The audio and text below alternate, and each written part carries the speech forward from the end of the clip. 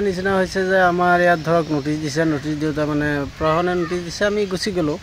প্ৰশাসনৰ কথা মতে আমি গুচি গ'লোঁ। এতিয়া প্ৰশাসনে কি চিন্তা কৰে আমাৰ কাৰণে আৰু কৰিব আৰু প্ৰায় 500 ঘৰৰ ওপৰত হ'ব মানুহ এতিয়া ধৰক কাৰোবাৰ ভূমি আছে তাত গ'ল, কাৰোবাৰ নাই, সিহঁতে ইয়াত ভাতে গাতে মানে ক'ৰবাত গৈ আৰু জপৰি সাজি আছে তাত। এতিয়া চৰকাৰক আমি এইটোৱে আহ্বান জনাওঁ, চৰকাৰে আমাক জাননী দিওঁতে আমি যেতিয়া গুচি গ'লোঁ, ভূমি এৰি দিছোঁ, তেতিয়া চৰকাৰে আমাৰ কাৰণে কিবা এটা চিন্তা কৰিব।